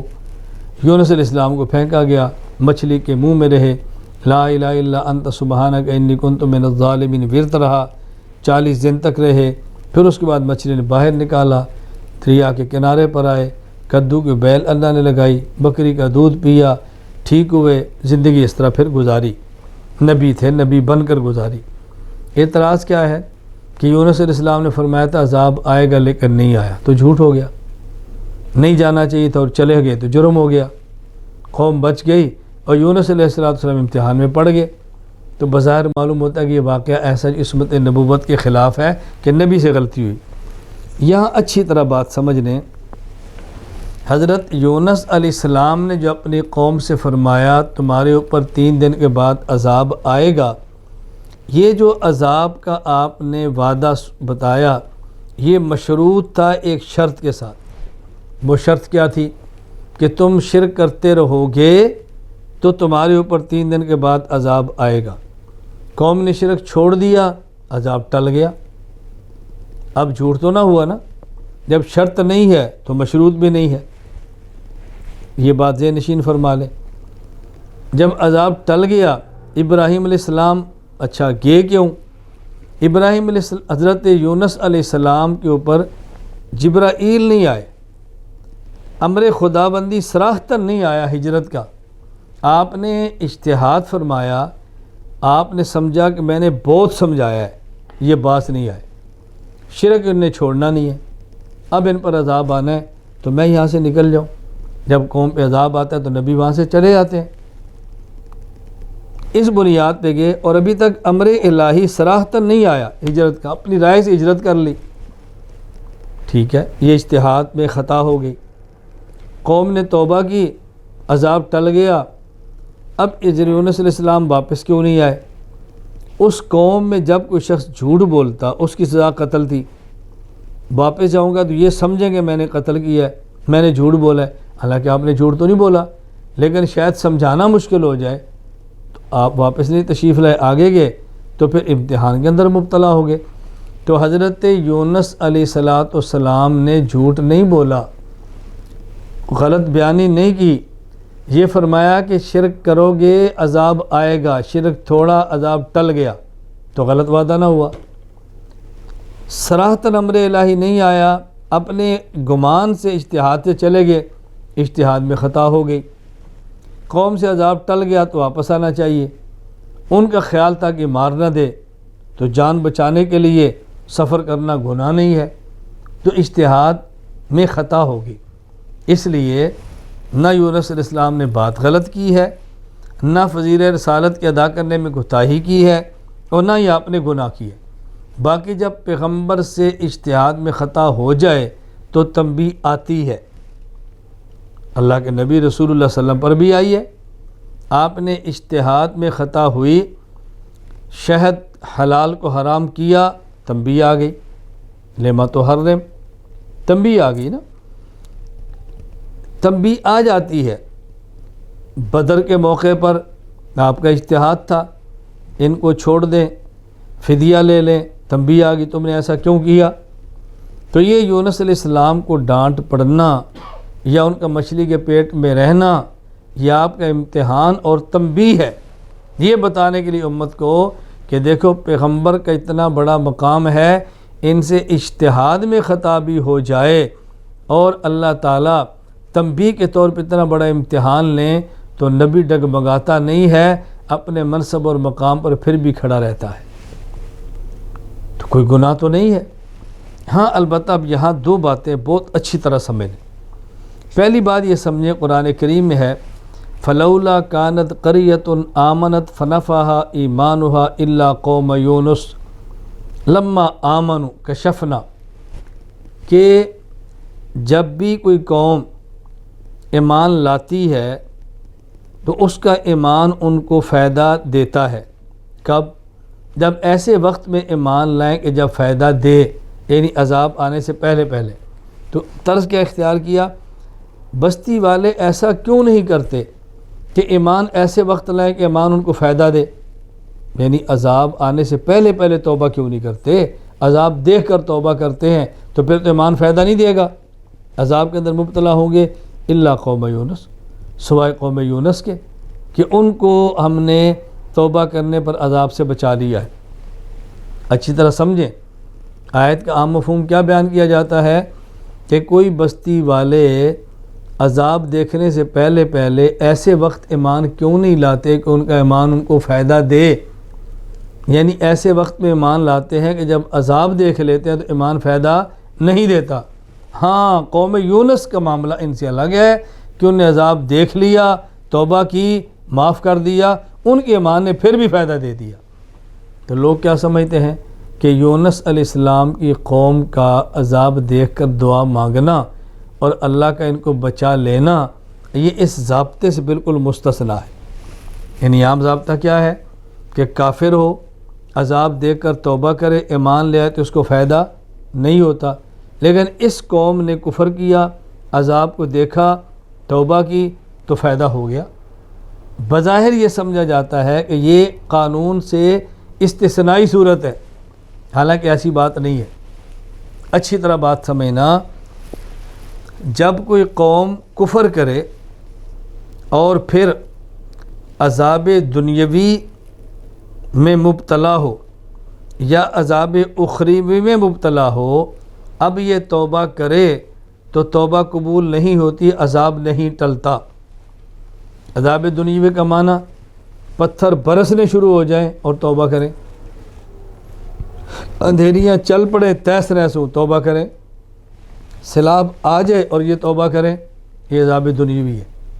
عذاب اخروی کا معنی کہ ملک الموت آ جائے اور یہ بندہ حالت کفر میں ہو اور نظر ہے ملک الموت آ گیا ہے، موت کی سختی شروع ہو گئی ہے، عذاب اخروی ہے، یا قیامت کے دن جب عذاب اور جہنم آنکھوں سے دیکھ لیں کہ جی میں توبہ کرتا ہوں، تو جب انسان عذاب اخروی کو دیکھ لے یا عذاب دنیاوی میں مبتلا ہو جائے اب توبہ کرے تو اس کی توبہ قبول نہیں ہوتی۔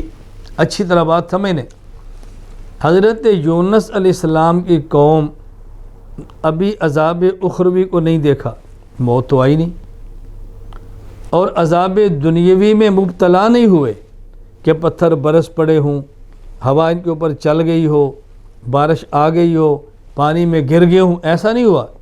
عذاب دنیاوی کے آثار دیکھے توبہ کی تو توبہ قبول ہوگی۔ تو توبہ قبول کہاں نہیں ہوتی؟ عذاب اخروی کو دیکھ لیں یا عذاب دنیاوی کے اندر مبتلا ہو جائیں۔ انہوں نے ابھی موت کو دیکھ کر عذاب اخروی کو نہیں دیکھا اور عذاب دنیاوی آیا نہیں ہے، اس کے آثار آئے ہیں، تو ضابطے کے مطابق ہے نا، ضابطے سے ہٹ کر کیسے ہے؟ میں ذرا مثال سمجھاتا ہوں، اچھی طرح سمجھیں۔ ایک آدمی زنا کا عادی ہے، بخار ہو گیا، اللہ معاف فرما دے آئندہ نہیں کروں گا۔ اب عذاب بخار ایسا نہیں ہے کہ اس کو موت نظر آ رہی ہے، تب یہ کسی عذاب کے اندر بھی مبتلا نہیں ہوا نا۔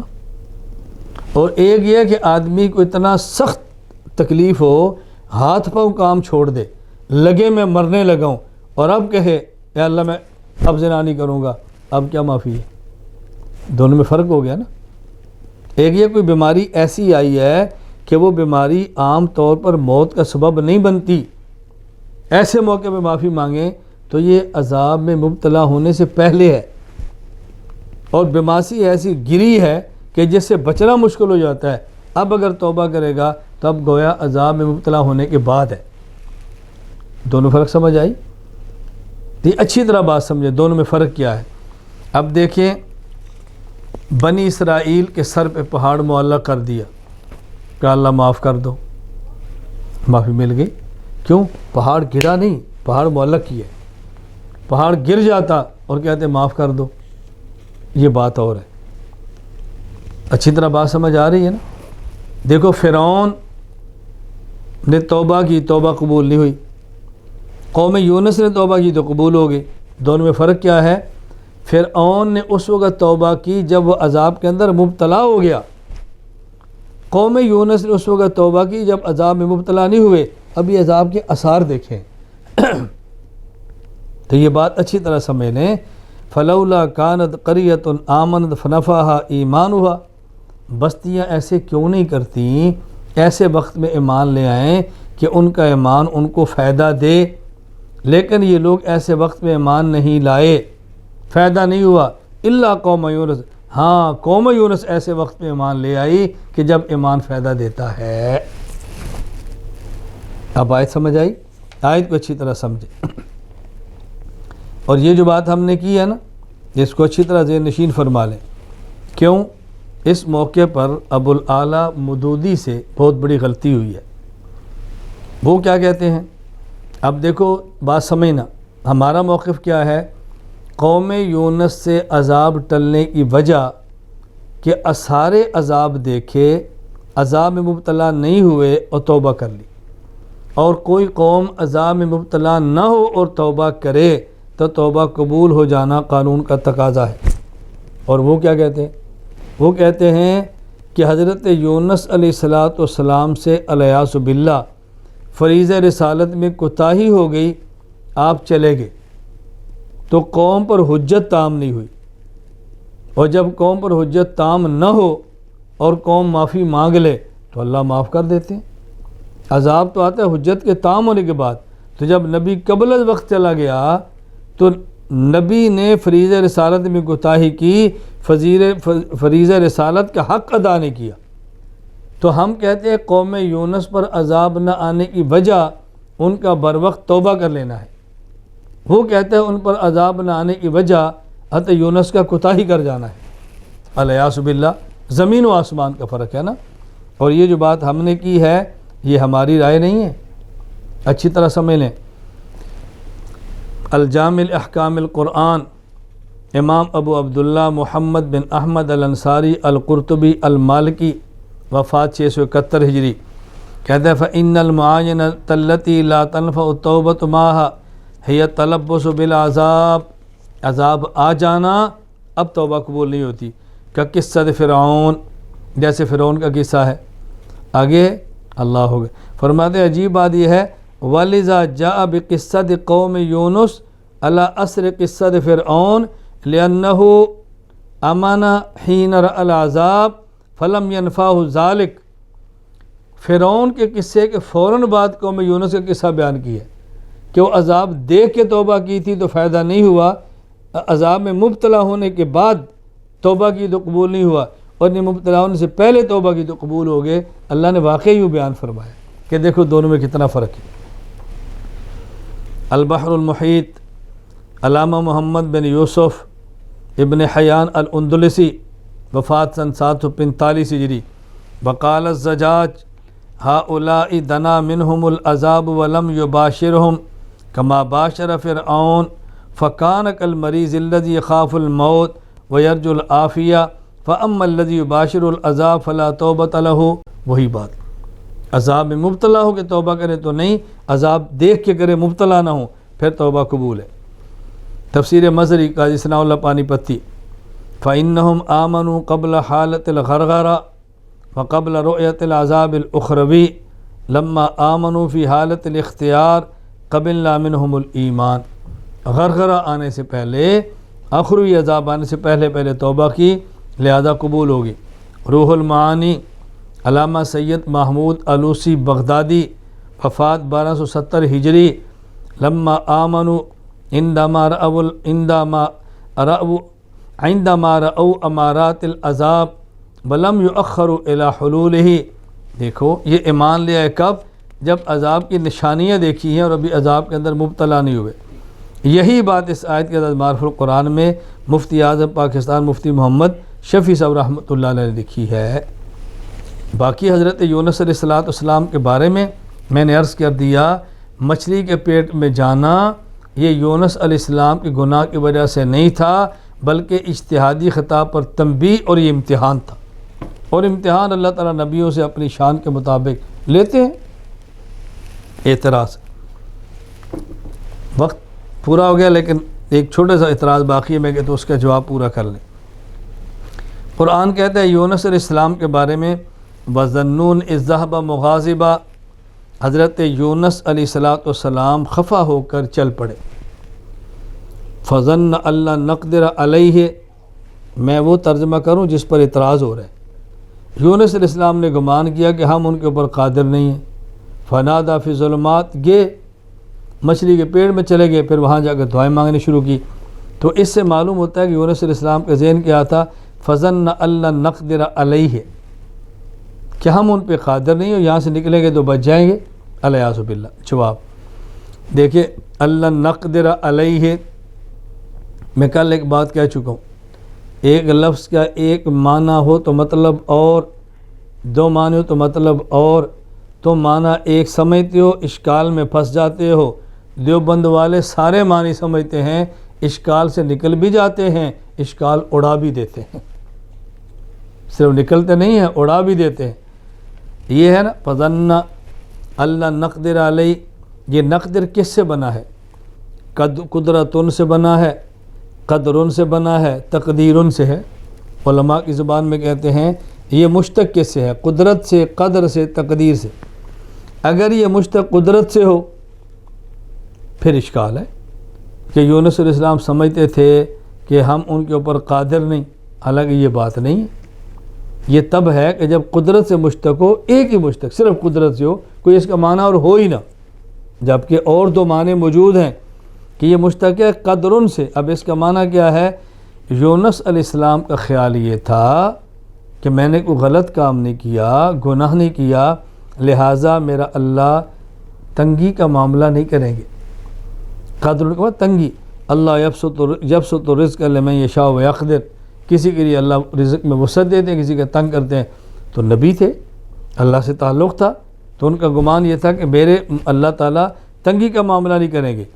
اور یا تقدیر ان سے مشتق ہے، تو مطلب یہ ہوگا حضرت یونس علیہ السلام کا خیال یہ تھا کہ میرے بارے میں اللہ تنگی کا فیصلہ نہیں فرمائیں گے، وسعت پیدا فرمائیں گے۔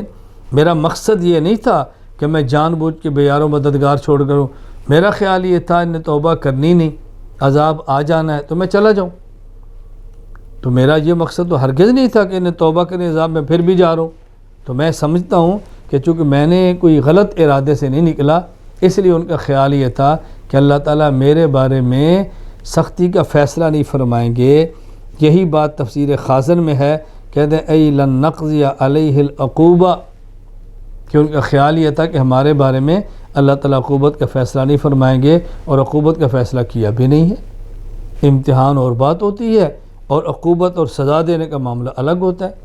سزائیں جرائم پر ہوتی ہیں، اور امتحان درجات کی بلندی کے لیے ہوتا ہے۔ اس میں حرج کی بات کیا ہے؟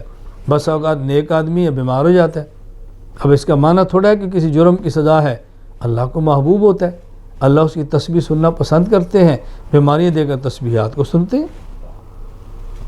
اللہ تعالیٰ کسی نیک آدمی کو کسی گھر کی تکلیف کے اندر مبتلا کر دیتے ہیں، اس کا معنی تھوڑا ہے کہ جرم کی سزا ہے۔ اللہ تعالیٰ جانتے ہیں اس میں اور آہوزاری کرے گا، اللہ کو آہوزاری پسند ہوتی ہے، امتحان لے لیتے ہیں۔ تو امتحان اور چیز ہوتا ہے، اور کسی جرم کی سزا اور عقوبت اور ہوتی ہے۔ اللہ تعالیٰ ہم سب کو بات سمجھنے کی توفیق عطا فرمائے۔ بس دعا کریں کہ اللہ تعالیٰ ہمارے دورہ تحقیق المسائل کو عافیت کے ساتھ پایا تکمیل تک پہنچائے، پوری امت کے لیے نافع بنائے، اور ہم سب کے لیے باعث اجر و ثواب بنائے۔ وآخر دعوانا ان الحمد للہ رب العالمین۔